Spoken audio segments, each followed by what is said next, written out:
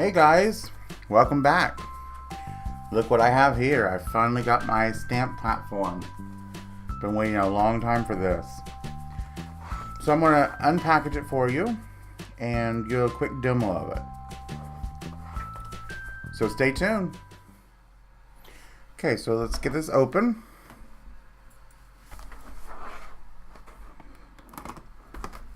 Got some cellophane here to pull off of it.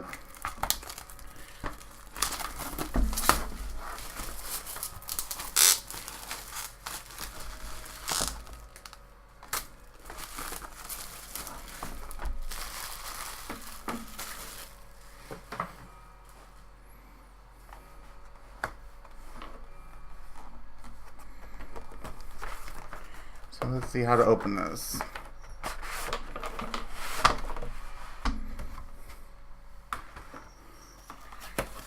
I like the packaging. Very nice and neat. So here it is.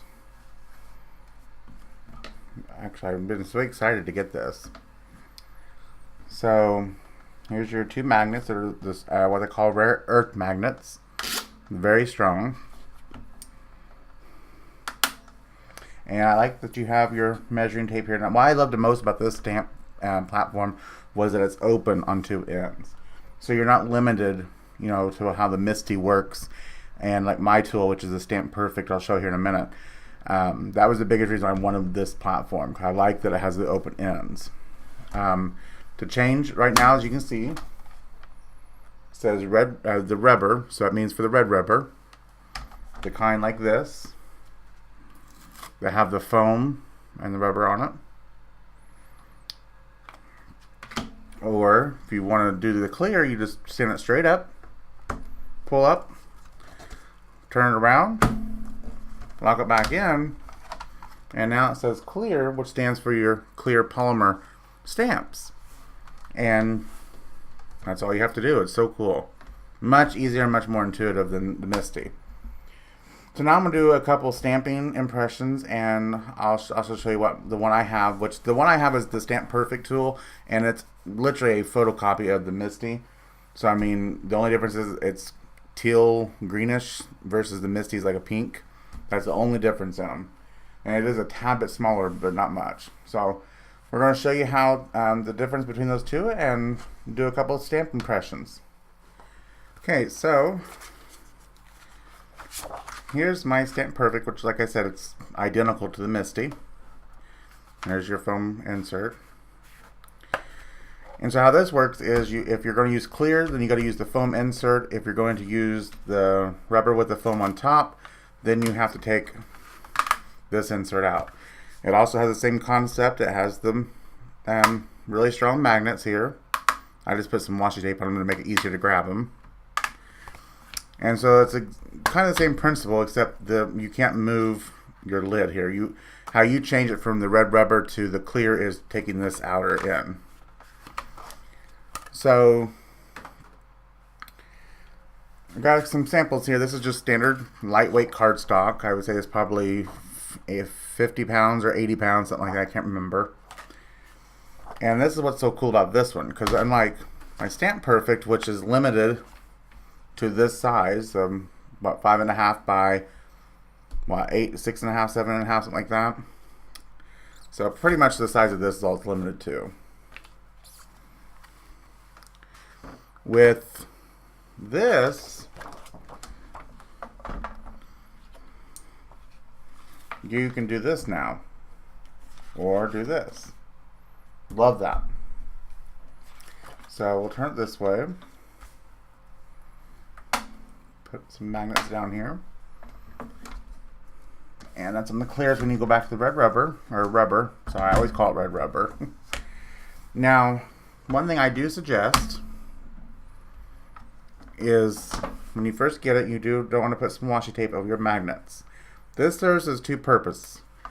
Because these magnets are so brittle, if they clash together too much, they will break and splinter off.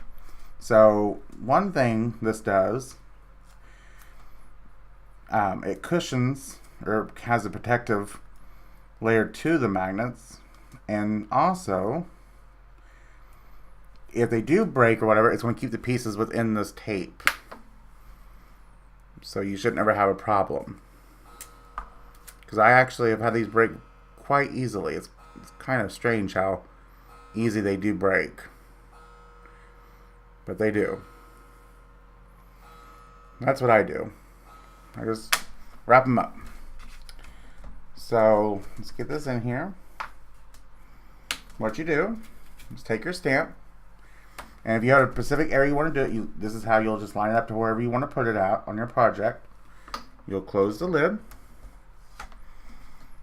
pick it up,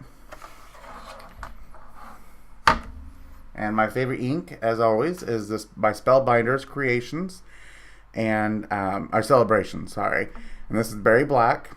This is actually by Richard Garay. He owns, I think, Fun Stamper's Journey. So I really love this ink because this ink is a hybrid ink, so it's both pigment and dye ink, and it's amazing that it doesn't run or fade or anything like that. So we're just inking this up real quick. Being a brand new stamp, I'm trying to put it on pretty thick, but that's the beauty of having a stamp platform like this. And see how washed out that kind of is? You can always re-ink it or re-stamp it, and it's going to stamp in the exact same spot.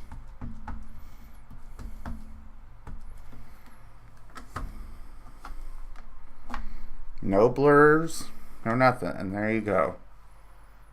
Amazing. You want to get just a little bit darker lines. Let's do it a third time.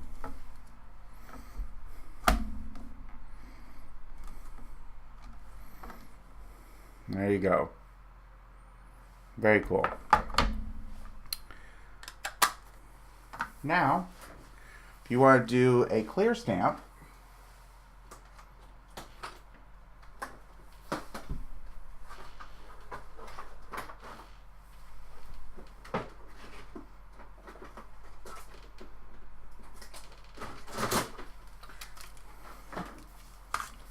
then we get one of these, and let's do a clear stamp. I'll show you how to do that. Remove the stamp, and remember,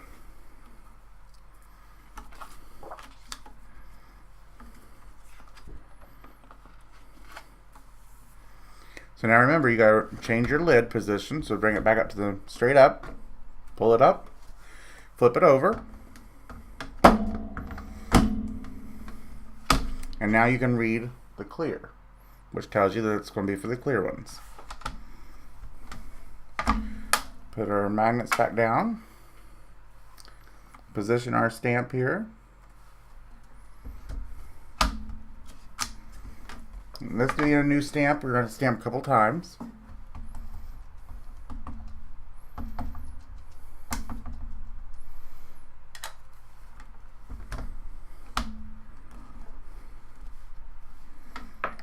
First time with a brand new stamp, that's really good impression. But let's get a little bit better.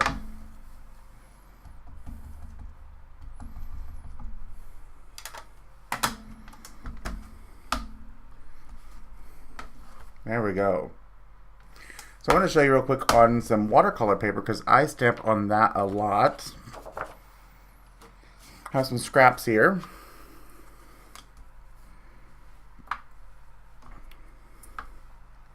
Make sure he's going to fit on there. There we go. So watercolor paper, you usually have to stamp several times because it's so absorbent, it just soaks the ink up.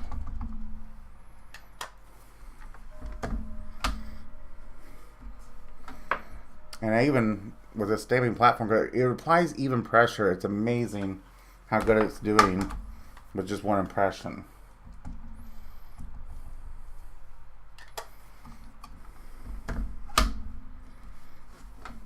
And just perfect, just with two.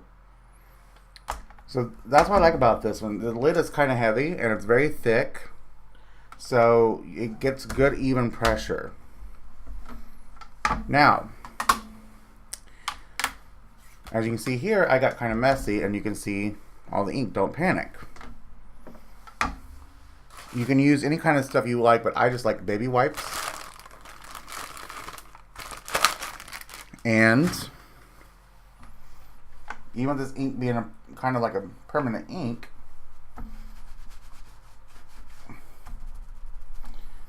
it cleans right up. See? Perfect. And what I like about this, having a grid, it's actually engraved into the plastic, so you're not going to wipe that grid away every, with use, using this a lot on it. With the other ones, sometimes the grid would come off or rub off, and that's actually made into it. Now I know I'm seeing some complaints online because this doesn't have a piece of foam. You really don't need it because this is all very tough plastic, and it's going to wipe up, even if you stamp on it. Let's see if this will actually stamp on the plastic here.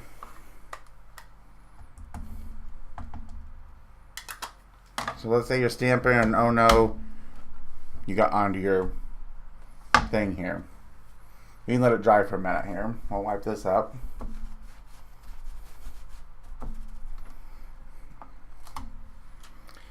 And all you have to do is wipe it.